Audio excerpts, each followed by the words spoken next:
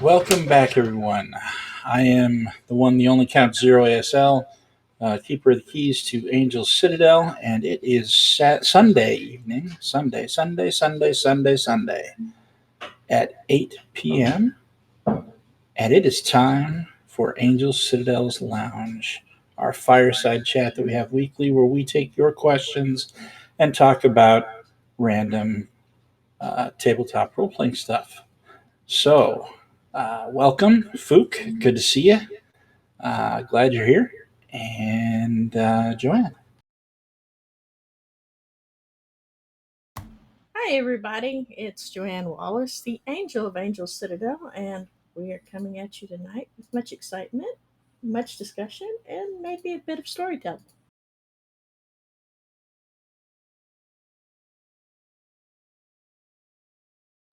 So, tonight, we are obviously taking all questions.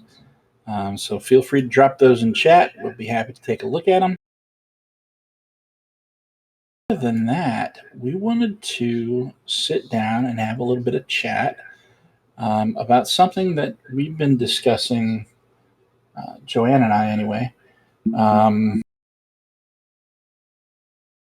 part of last week, actually.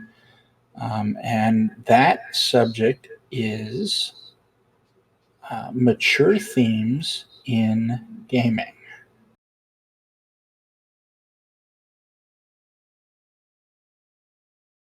Can everybody hear us okay?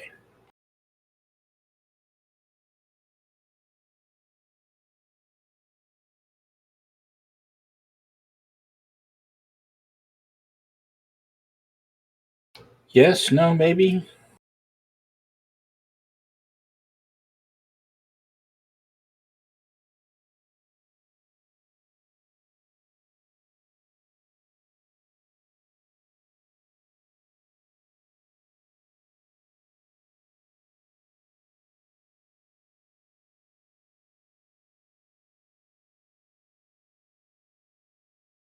Just trying to make sure that you've got a speaker on somewhere.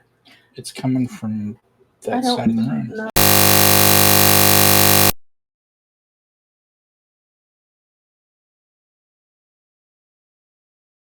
That's so weird.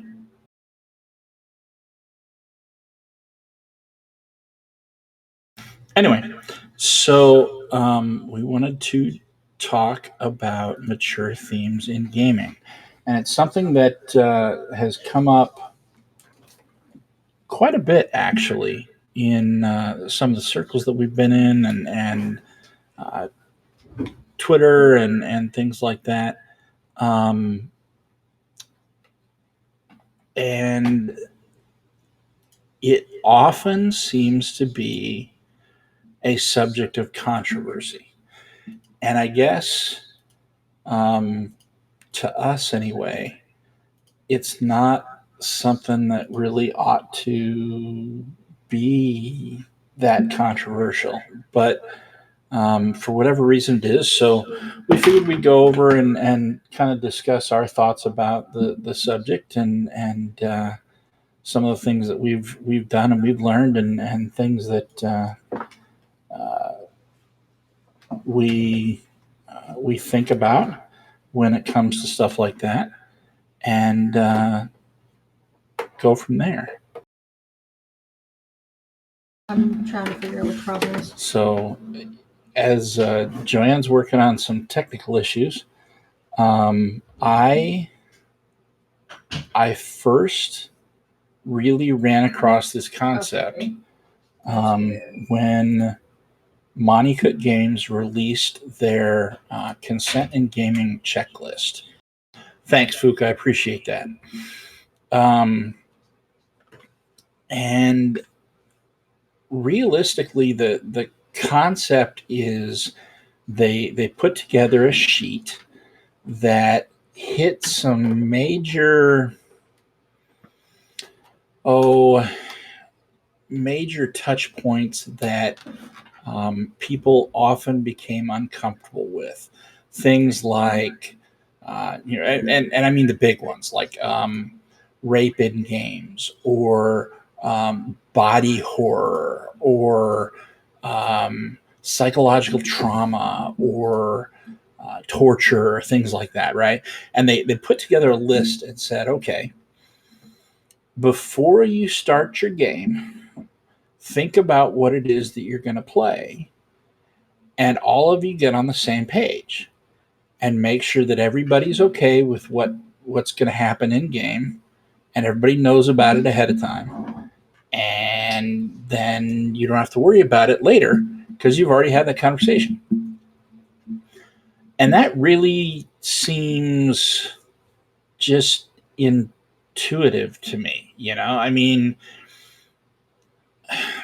I hate saying it this way, but we're all adults, and you sit down at a table and you discuss what's going to happen, and you want everybody to have fun, and you want everybody to be comfortable with the game that you're playing, because if they're not having fun or if they're not comfortable, then what's the point? And then you figure that out and you just go. I mean, this shouldn't have to be that complicated of a concept, but the fact that they formalized it some, if there are NKN, I'm not sure what NKN is, Fjook.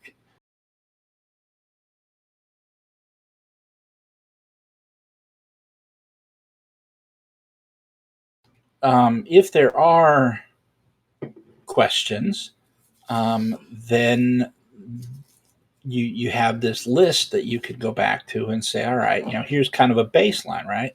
If they're if they're non-adults at the table, don't bring mature subjects to the game. Boy, that on the surface, that statement sounds really good. I hesitate to say that blanket. I won't do that. And there's a reason for that. There was a series of essays that Tracy Hickman of Dragonlance and Ravenloft fame wrote a while back. And he talks about using Dungeons and Dragons in particular, because he worked for TSR. But he talks about using role-playing games as a method to teach moral behavior to kids. And once again, you have to be really careful about doing this. But as a parent myself, and both of my children who have gamed with me, I spent a lot of time when I was preparing those games thinking about what the adventures and what the campaigns that I made taught my kids, and what it allowed them to think about in the context of a non-threatening role-playing situation, right? Because one of the cool things about fiction and one of the cool things about role-playing is it allows you to take concepts and think about them in a non-threatening sort of way. It's very uncomfortable to talk about genocide in the context of history, right? We've had a couple of opportunities to look at that in world history, and when you look at those, you kind of get the squicky face, right? That I don't want to talk about that because that's not very comfortable. But as soon as you put it in space and you've got aliens and stuff like that, because aliens aren't real or anything, then all of a sudden you can have these conversations and think about these concepts because it's removed, right? It's a step away from reality. It's a step away from your direct lived experience, and you can have those conversations. So what I wanted to do was I wanted to take and look at how when I ran games for my kids, how the lessons that they would learn from those games came across. And that's really what Tracy Hickman's article is about. So I would say that for the most part, I agree with that statement. If there are non-adults at the table, don't bring mature subjects into the games. And by mature subjects, I'm talking about the really squicky ones, okay?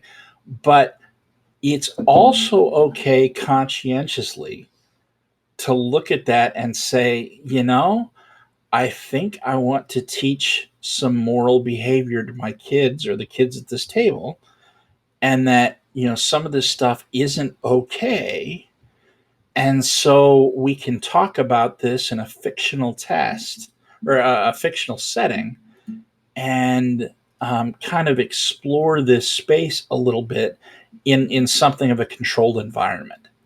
And so that's why that's the other side of that coin, and why I'd say that that you could say that and it's probably okay, but I hesitate to make that a blanket statement.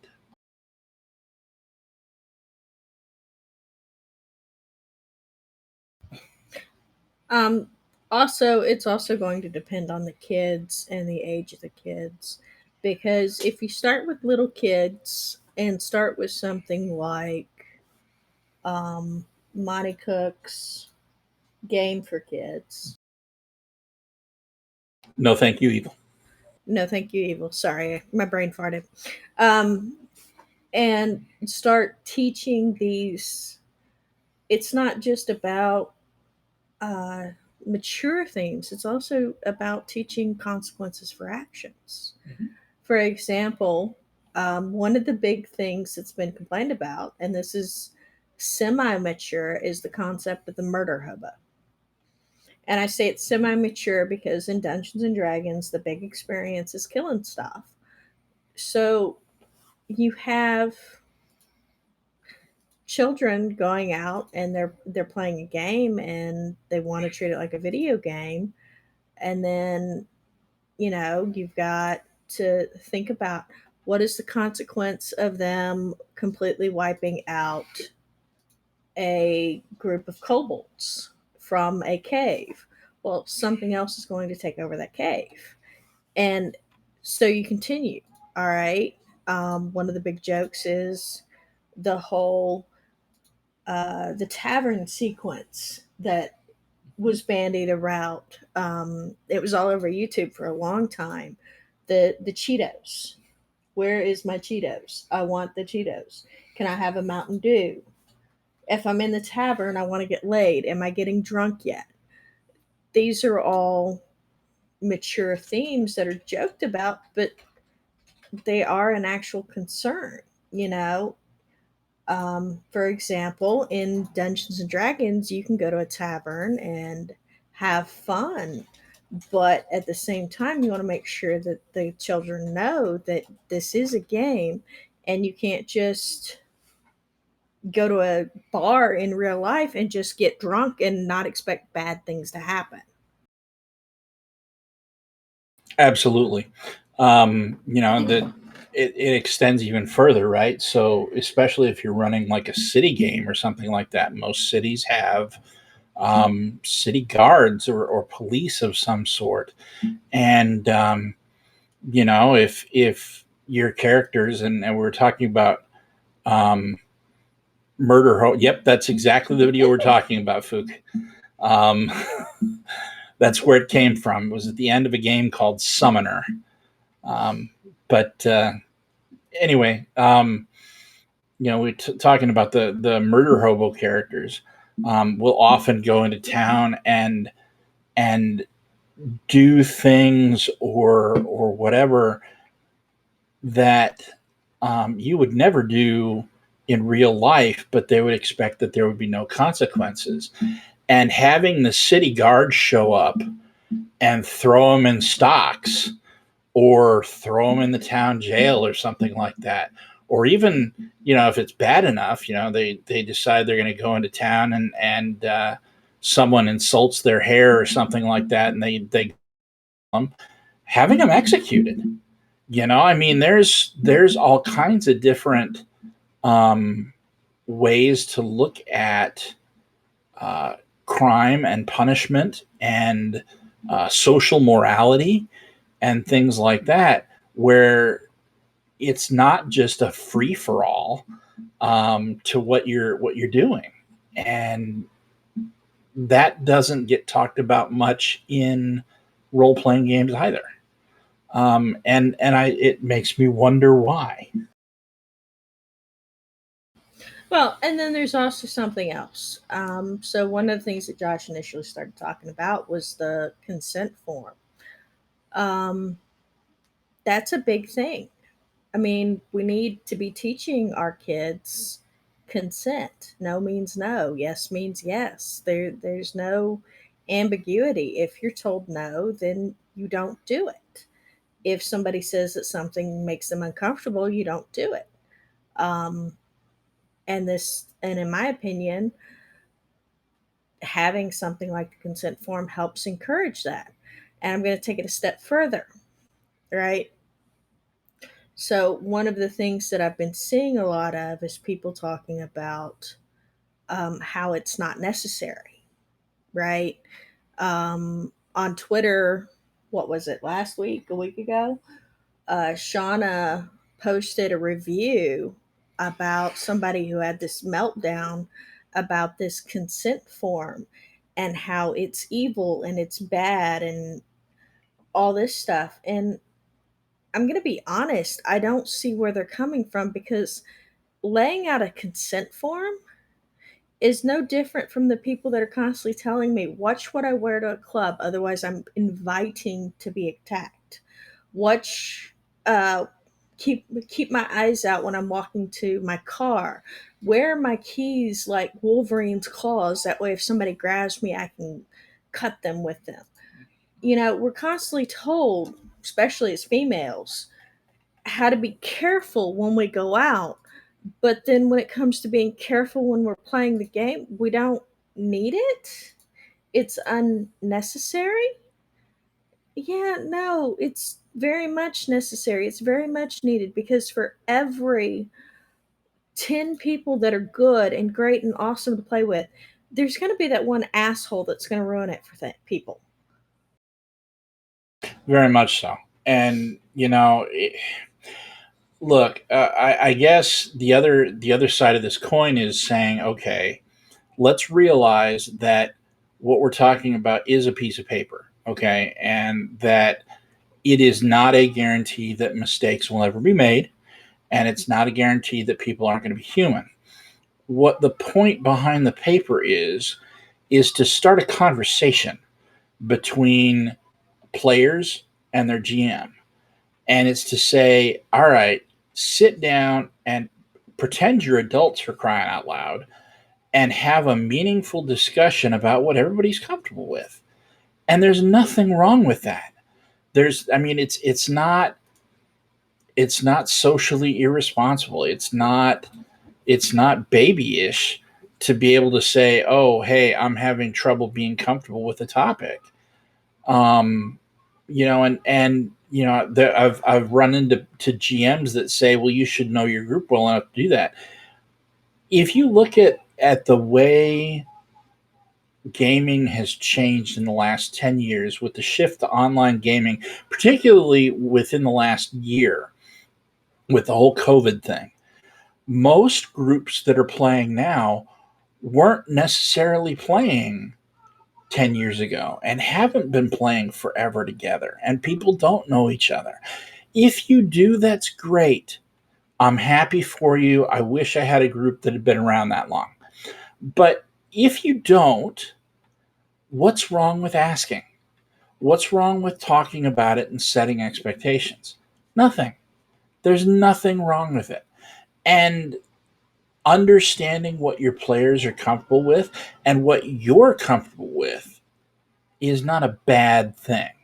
It's not something that you have to browbeat people with, but it's something to keep in consideration.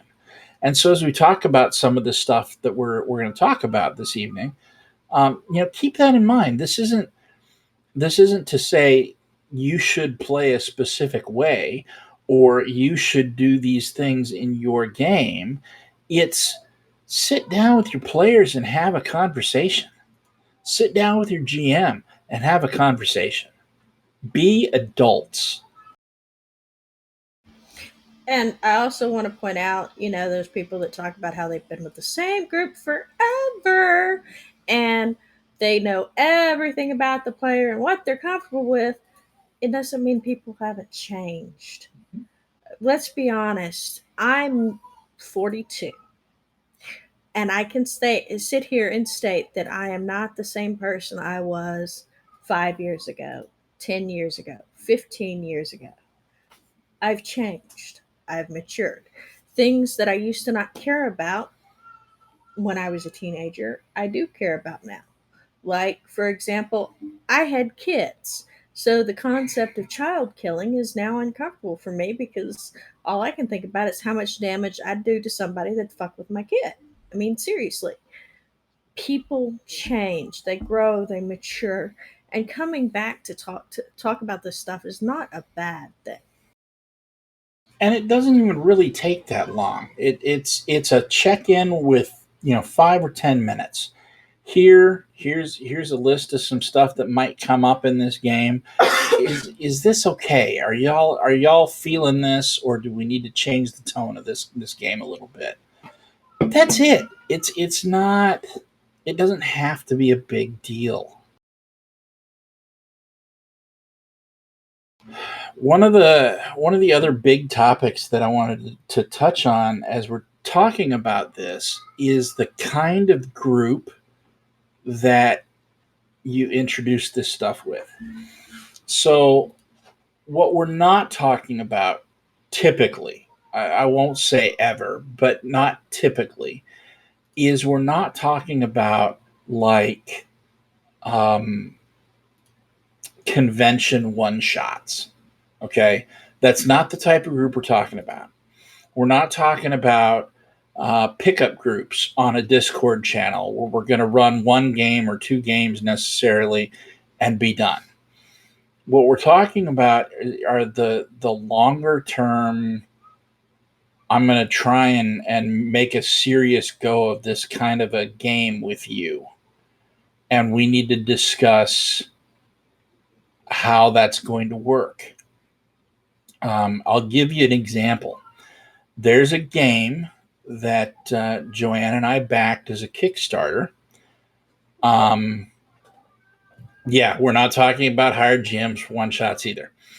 There's a game that Joanne and I backed as a Kickstarter that I absolutely love the idea for, and I am afraid that I'm never going to get to run or play it ever because finding a group that I can trust enough to walk down the path that this game's got for the narrative is something that I've struggled with for years. The game's called Defiant. It's put out by a couple of Eastern European folks, and it looks freaking awesome. But I I don't know that I'm going to be able to find people to play it with us. I don't know that there's people that I trust to deal with those kinds of themes. And it's sad. I'd love to be able to say that I knew a ton of mature and incredibly awesome people that can walk down those paths with us, but I don't know that I do, and I struggle with that a little bit.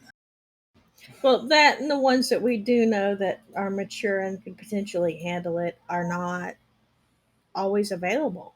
I mean, we're talking about setting aside a couple hours at a time to play together. And that's kind of sad, but that's also life. Now, I'm going to go back to Fuchs' comment about the whole non adults thing. Yes, I agree that in a lot of cases, if there are kids at the table, avoiding mature discussions is usually a good idea. However, I'm going to clarify that statement with sometimes that's the best way to include mature discussions. Um, a lot of times it's it also involves correcting false beliefs. There are a lot of people out there that have a very limited education, especially when it comes to things of the sexual nature that are missed or misrepresented, that are addressed in a game that includes those elements. Now, I'm not talking we do erotica or anything, but I had a student, and this is going to be gross, so I'm going to warn you now. I had a student that believed that a woman bled for a day and that she could just empty her cup at the end of the day and was done. He did not actually know and understand that periods could last 7 days. He didn't know and understand that this wasn't just a one and done thing, and that it's not something controlled. And this was something that ended up being addressed because he didn't understand why one of the girls that was at the table had to excuse herself to change her underwear because she bled through her pad. I had to address this. And we ended up talking about it not just out of game, but also in game, because then he understood why sometimes women were grumpier, especially female NPCs were grumpier at specific times of the month. Yeah, if you're looking for realism, it doesn't get much more real than that. You know, you're running through town, and everybody's peachy keen and fine and happy, and then you come back like a week and a half later, and the female shopkeeper in your general store is just pissed off as all hell. And what's wrong with you? It's that time of the month. It doesn't get any more real than that, guys.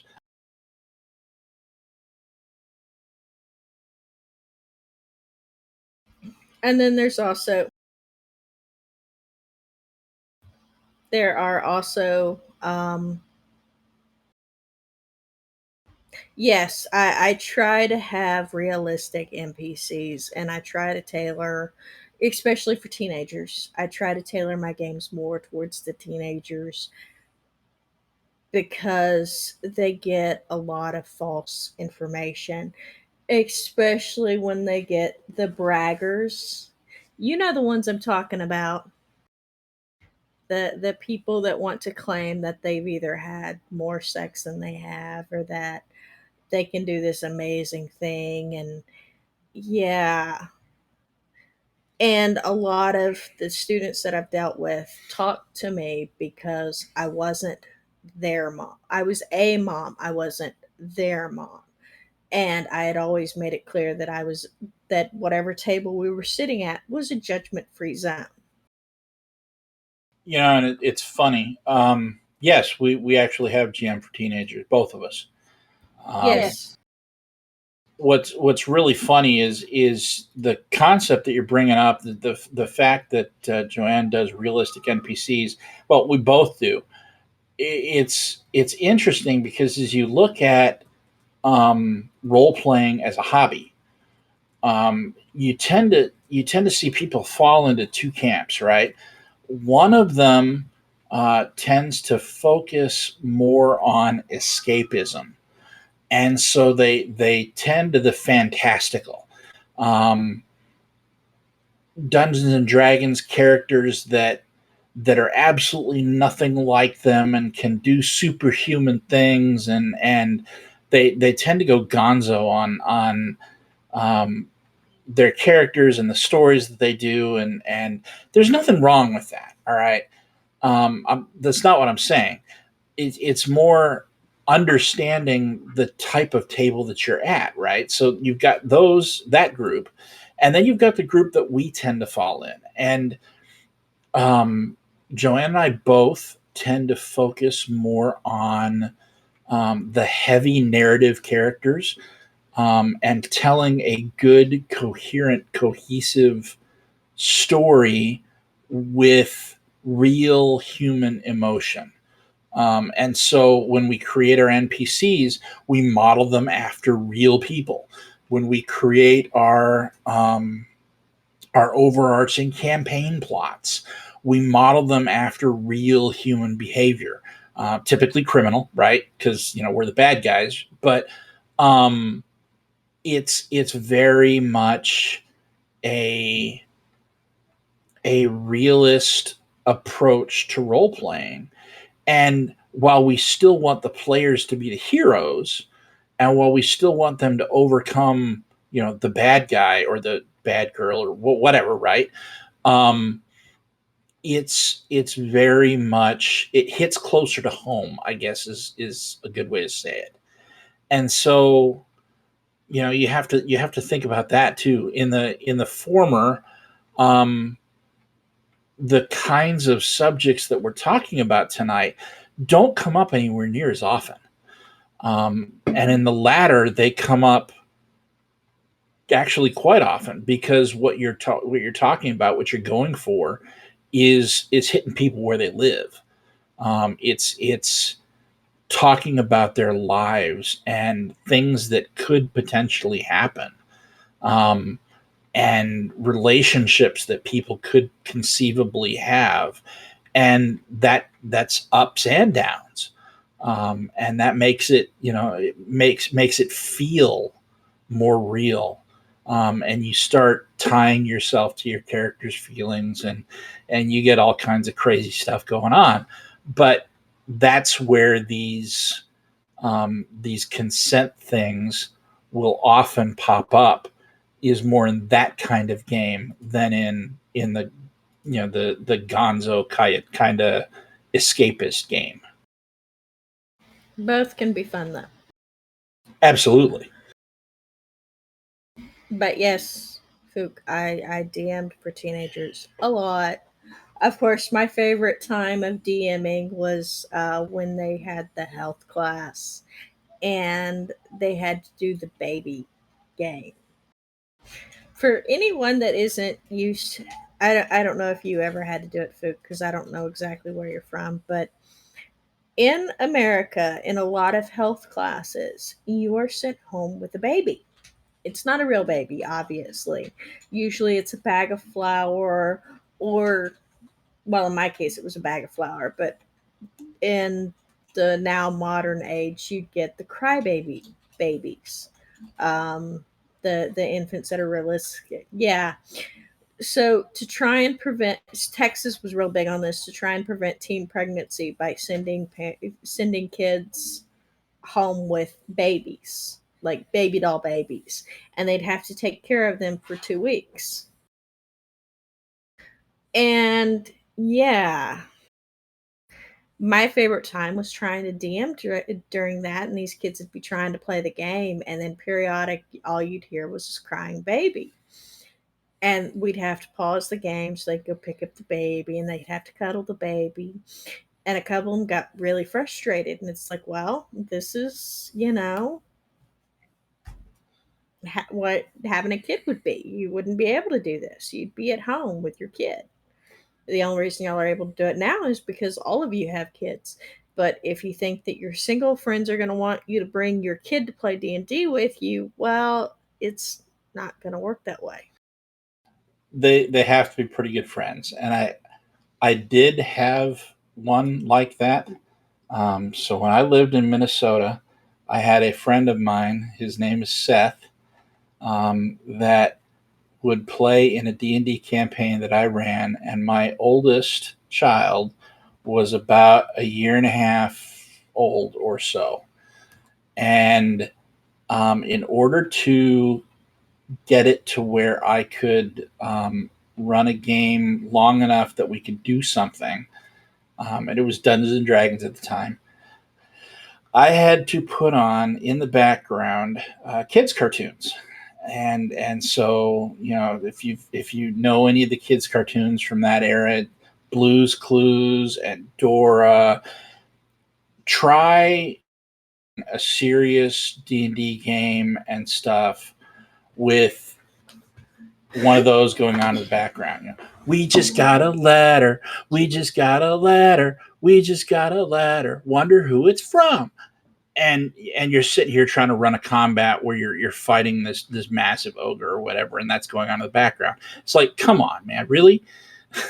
But that's what we had to do, and it's one of the ways that we stayed sane as a couple is we got to have friends over and occasionally play D&D with them.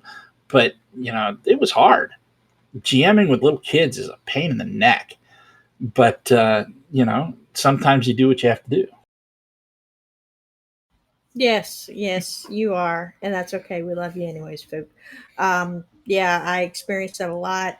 Of course, I think that the biggest thing wasn't so much the kid is that when I was younger, there was only one major Dungeons and Dragons area for kids to hang out. It wasn't that this was like the late '90s, right, or early 2000s. This was when gaming was actually starting to make a comeback.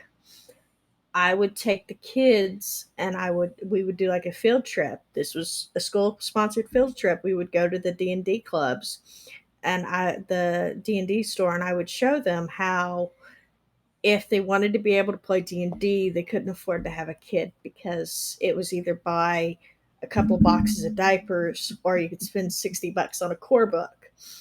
I did the same with my kids when it came because my kids were very video gamers. I would take them to Walmart and I would show them the diapers and all the stuff you'd need for a kid, and then I'd take them over to the electronics section and show them all the stuff for uh, video gaming and say you can either buy X or Y because until you're at least in your late 20s, you're not going to be able to afford both.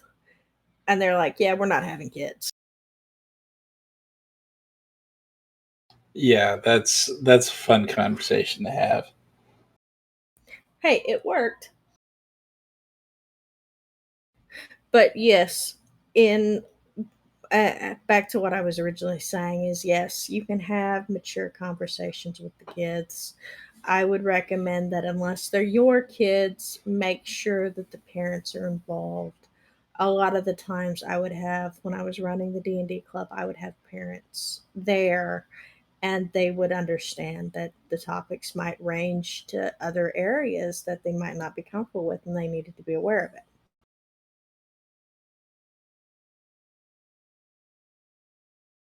Yeah, Absolutely. yeah, you should. Um, we got back in contact with a couple of our friends that we lost contact with due to COVID.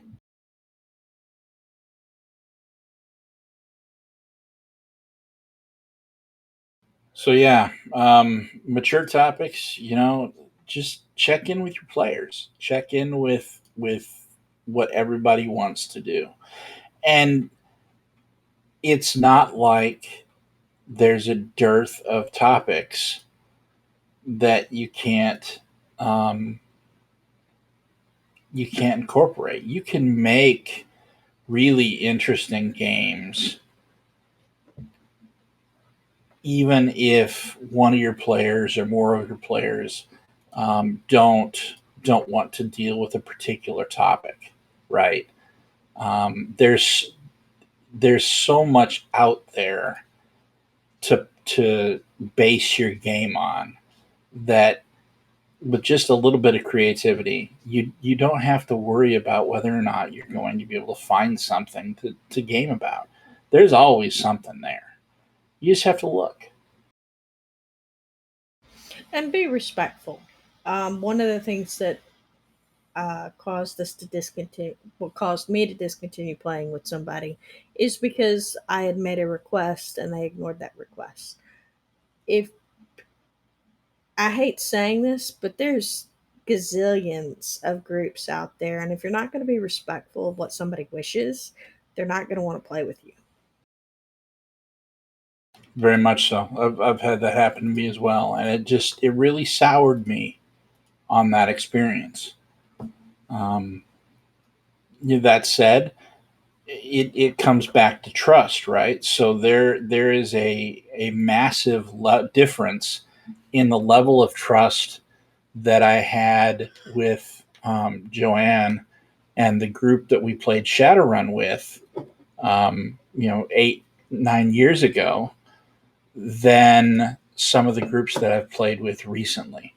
And not all, and it's not everybody, and it's not all the time either. All right, but um, there are places where I would go with that Shadowrun group that I wouldn't dare go with some of the people that I know. And it's not that I like them less. It's just that deep level of trust isn't there, um, for whatever reason. Yeah, the people like that can sour the whole thing, especially if they're going to say that they have issues and then not talk about what those issues are.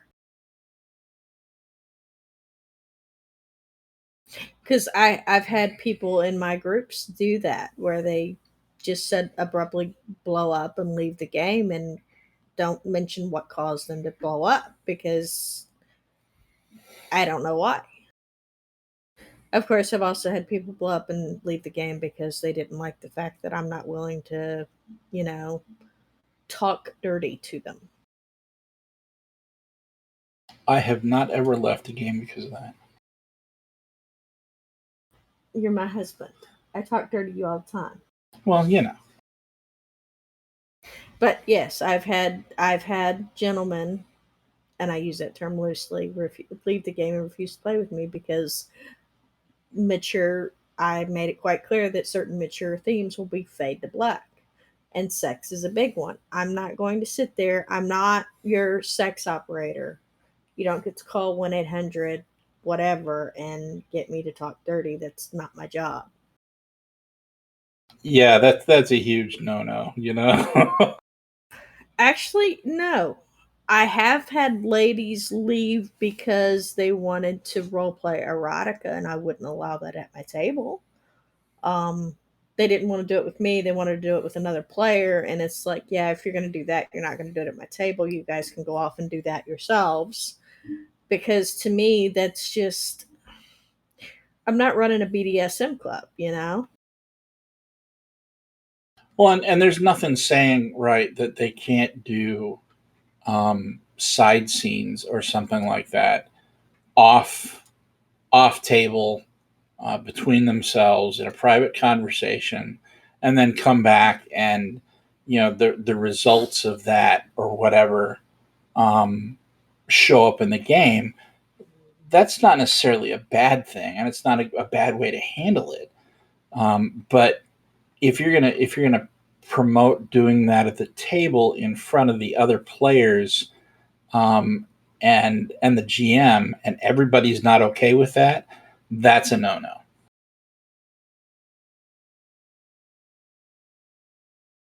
But no, the other thing is that with as long as I've been playing, I think that in the past 15 years, I have played with a total of six other women. Yeah, that sounds about right. Six other women because this area, this industry, this grouping is very very male dominated. Not because men are gatekeepers. All right, I'm going to say that straight up because my husband is very welcoming to new players, but because a lot of the times it'll be the mothers of those children that are the problem. Well, that's not for girls. That's not for ladies. Women don't do that. That's a man's game. Let's say I think I'm at about five. I can think of a couple for Numenera, one for Blades in the Dark, and then two for D&D. Yeah, I had two for D&D, one for Shadowrun, uh, a Blades in the Dark, and then a couple of Numenera. And in all honesty, I'd probably play with any one of them again. Um, so I mean, it's not the whole trust issue that I was talking about earlier. It doesn't preclude necessarily playing with a particular individual. It just limits perhaps the content of some of that play. Yeah, I'm particular. Like, there are some people that I have played D&D with or Numenera with that I would not play Blades in the Dark with. And the reason for that is not because they're bad players, but because the content of that game is different. For example, in the Dark is a very gritty and depressing thing, whereas Numenera is much more hopeful and happy. Um, and there's a couple that I've played Dungeons and Dragons with that I would never play Shadowrun with. And the vice versa is true because I've had people that I played Shadowrun with that I tried to play D&D with, and it was just not okay. It did not, no. It was no. Um because Dungeons and Dragons is typically very light. It's very high fantasy, whereas Shadowrun's more of the grim dark, dark fantasy, dark cyberpunk. Bad things happen. There's a big difference between being a criminal in Shadowrun or in Blades in the Dark and being a hero in Dungeons and Dragons. And a lot of people can't flip that switch. Yeah, I still have. I don't know that I'd call them nightmares, but I still shudder at probably what you're referring to. That wasn't okay. Is Blades in the Dark a cyberpunk setting? No, it's not. It's more steampunk than cyberpunk. But if I had to compare it to anything, if you think about London, England in the late 1800s, that's kind of the era that fits Blades in the Dark best. It's a very gritty, grimy setting. If you want a good example of what Blades in the Dark is, there's a TV show called Peaky Blinders, Mm. that heavily influenced the game. If you go watch that, you'll get a fairly good idea. It's very Blades in the Dark is more grim punk, steampunk, um, than cyberpunk. Um, it's less corporation controlled like Shadowrun or most cyberpunk settings, including low life, and more gang controlled. Um, Even the politics in the game are very much uh, gang based, gang focused, like the cops. And it's got, I mean, it you play criminals. You're playing thugs, you're playing murderers, you're playing Thieves. thieves, you're playing uh, magic users, and it's more ectomancy, so dealing with ghosts and things like that than anything else. You're playing with spies and masterminds, and um, you as a group are out to get yours, and at the expense of other people. Think Prohibition era. When it comes to Blades in the Dark, very much. It took me a bit to think about it, but think Prohibition era, where you're trying to smuggle things that were deemed illegal to sell or to buy. And this also includes things like human trafficking, which I was not for when we played it, and that was accepted because to me that's a very inappropriate subject. I don't think that that should be in my games. I have run a couple of games where you've had to rescue from being human trafficked, but I wasn't going to be involved in doing it. And that's another good point. Is you can even you have to look at some of these mature ideas and think about the perspective you're going to take on them, right? So it's a very different thing to say, all right, we're going to base our game on the fact that you guys are slavers and you're um, dealing in the flesh trade, or you are um, a heroic team like a spec ops team or a group of fantasy heroes that have sworn to stamp out slavery. And both of those scenarios deal with slavery, but from very different perspectives. And one might be okay and the other one might not. And so, it comes back to talking with your players and talking with your GM and saying, all right, what what is okay, what is not. Um, we did that when we started playing Blades in the Dark.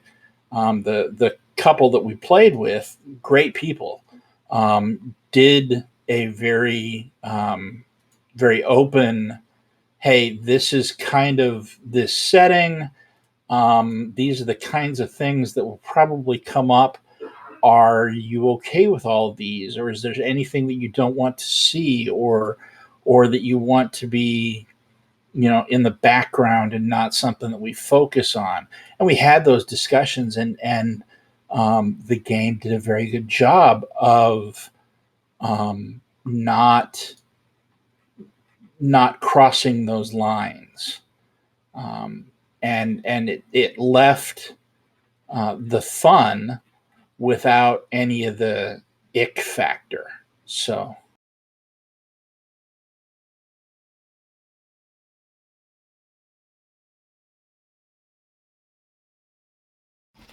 Um, yeah, so we like Blades in the Dark.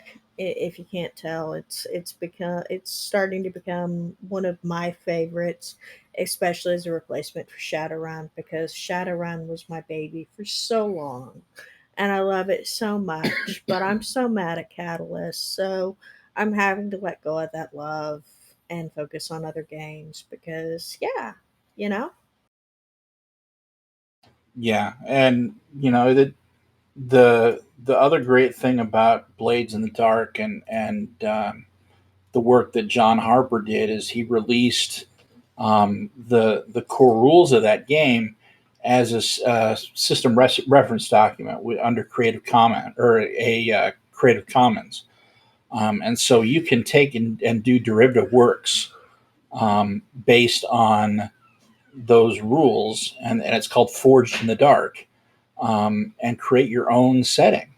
And so, because we've enjoyed that so much, you may in the future here see an Angel Citadel setting that's based on Forged in the Dark. But that's probably as far as I'm going to go right now. So Well, I tried to play an older Shadowrun edition. I did try we it. have most of them, Yeah, we've got what? second through sixth. Yeah, we've got second through sixth, and I tried to go back to play fourth and fifth. But the thing is, and the reason why I haven't is because I found myself really enjoying less rules and more story. And Shadowrun is very rules focused. Not only is it very rules focused, it starts off where you can buy the core rule book, which is great and awesome, but then you start needing these other books like separate magic book, a second separate arms and armory book, this book for equipment, this book for, and this book, and this book, and this book. And it got expensive. It got exhausting, right? I have an entire shelf of what, 8 books that are just for Shadowrun 5th edition, where that are, yeah. We've got that for But I'm fifth. talking just for, not counting the adventure books. You're Just talking the the core books. just the core books. There's like 8 books, and they're at $50 a pop. Yeah, it stopped being cheap. Whereas, with Dungeons and Dragons, it's 4 core books. I mean, yeah, there are other books that are awesome and fun and great, but you can just play the game with 4 core books. Yeah. Technically, you can play the game with just 2, but I like having my Swords Coast, so. And to her point earlier, when you shift to something like a Blades in the Dark or a Fate or a Cipher system or something that's that narrative um, type of game, it it adds flex to the rules to it where lets it lets you make amazing happen. exactly, and it doesn't care what kind of narrative you throw at it. So if you want to play Blades in the Dark, but you want to do it, fantasy like, um, there's Band of Blades, or you can create your own setting and just drop that rule system in there, and it's there. Um, You can do it with Cipher System too. you can do that with Cipher System too. You can do that with Fate really easily. There's all these different types of generic games that do what we want them to do, where we don't have to spend stupid money on rule books, just to have narrative options, just to have mechanical options. Um, those the flexibility those other types of games offer is huge, and the fact that you only have to buy the one core rule book really is a big draw. Plus, I don't have my bathtub of D6s anymore. Yeah, one of the big things about Shadowrun is that you needed to throw a lot of dice to be successful in what you were doing. And if you didn't throw those dice, you weren't always successful. And it was kind of, here's this awesome scene, this awesome setup, this really great thing, and I'm going to throw all these dice, and then I'm going to spend 5 minutes counting them only to realize that I failed because the dice. Yep, very much so. Yes, very much Orcs and Warhammer. You in Shadowrun, I don't know if you've ever played Shadowrun, but I'm going to assume that you haven't. In Shadowrun, everything in Shadowrun is based on either a success or a failure. Successes are 5s and 6s, failures are 1s. And it's a versus thing. So you would have to get more successes than the opposing dice roll. And quite often, especially at the higher levels, if the GM's playing the characters right or playing the NPCs right, it starts becoming a very close call, and it can be a 1 or 2 die difference. Um, there's dice rollers that you can use now, which are great and all, but it's still you know tiring to try and do that. And in Shadowrun, you're looking at a ability plus a skill plus any modifiers in number of dice, and so you could be rolling 10, 15, 20, 25 dice, right, for a particular skill check. Whereas in something like a Blades in the Dark or a Fate, the maximum number of dice that you're ever rolling is 4. especially in Blades in the Dark. So it's a very different feel. It's a very different philosophy on um, success or failure, and it's worth taking a look at. So if you want, you can head on over to the Blades in the Dark website.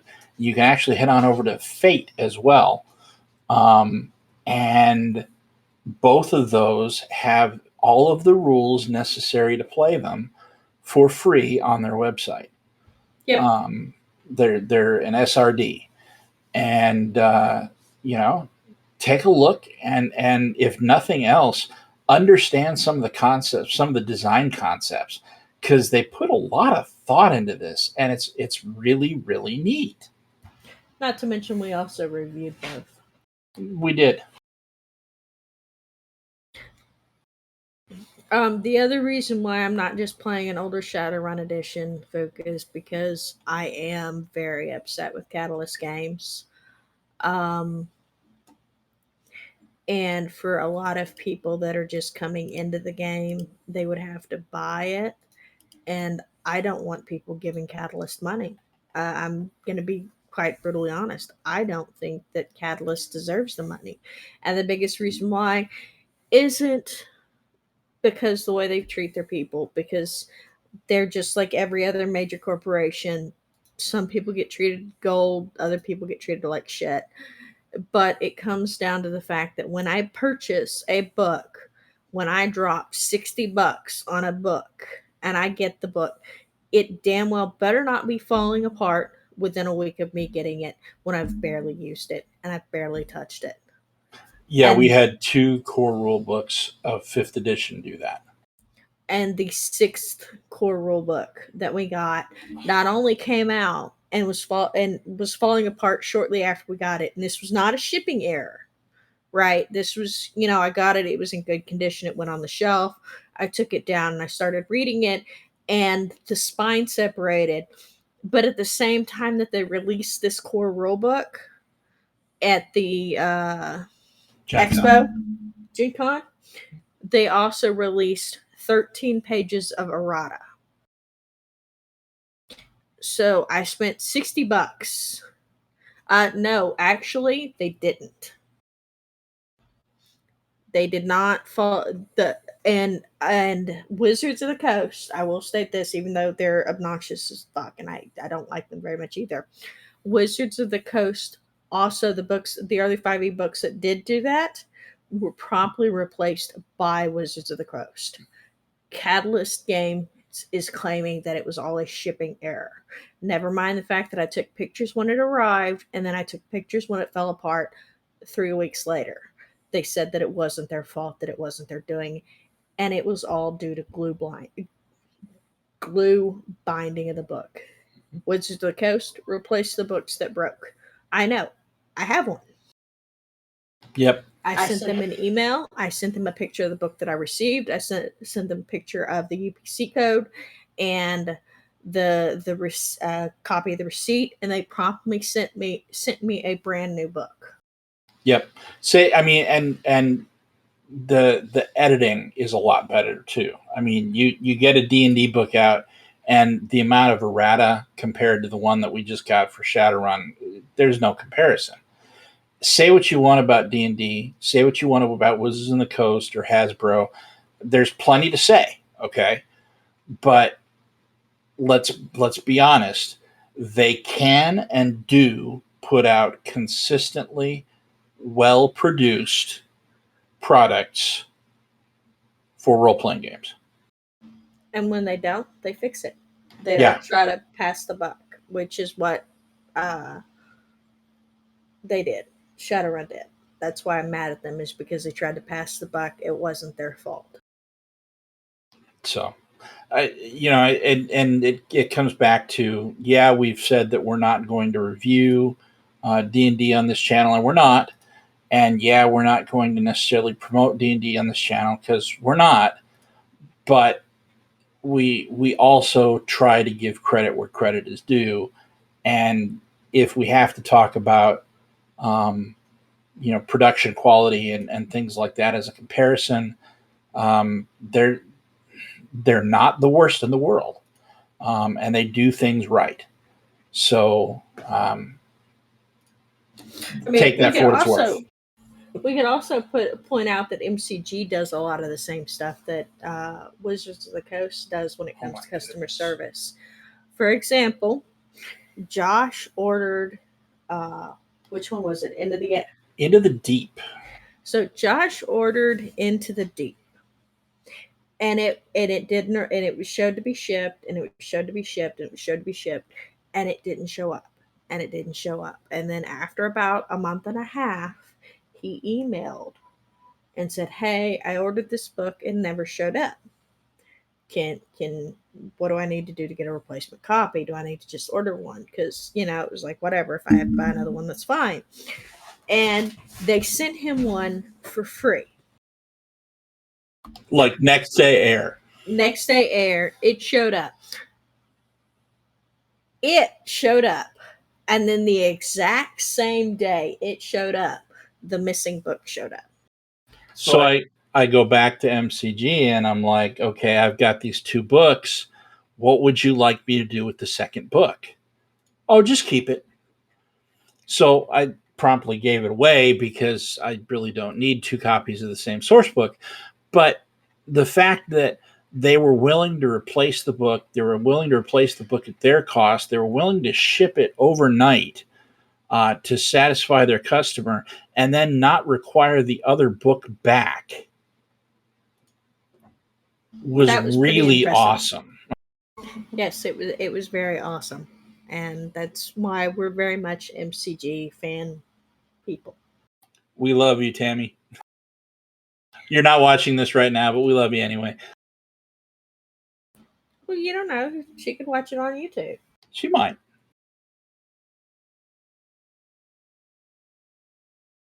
So yeah, that was kind of the topic for today. Good discussion. Fjook, we're glad you joined us and for speaking up in chat and asking questions. We love answering questions.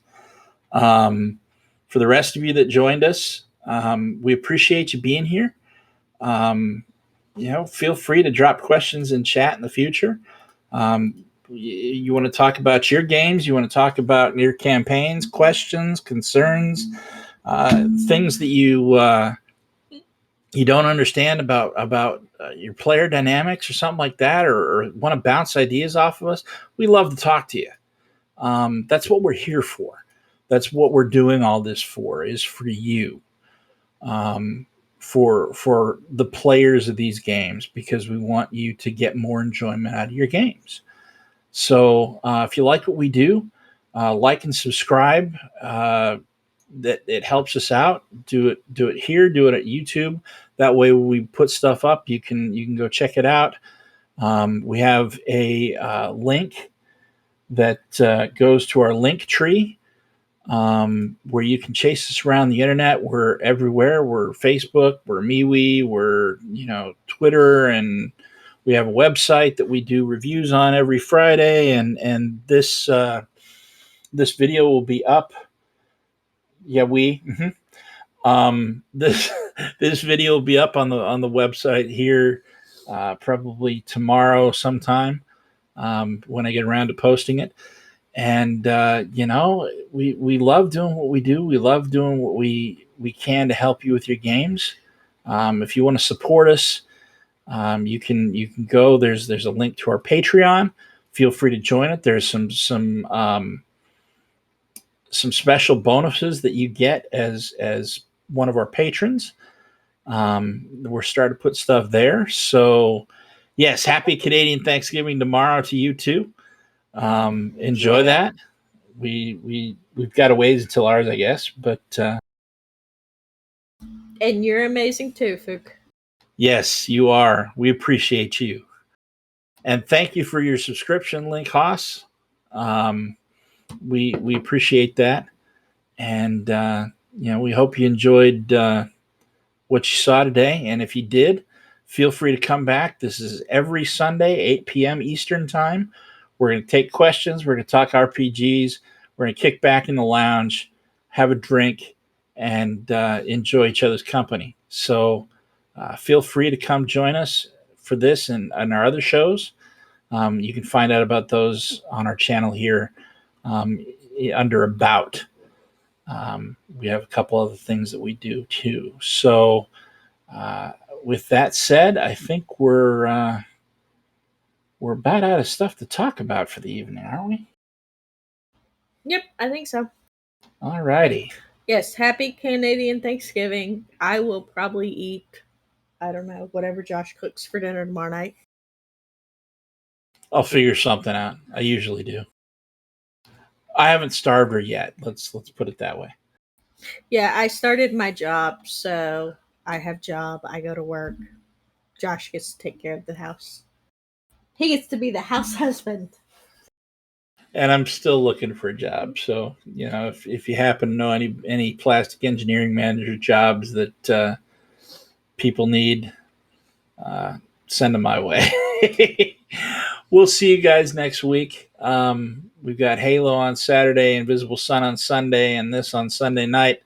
And from our house to yours, from our Citadel to yours, happy gaming, and we'll catch you later.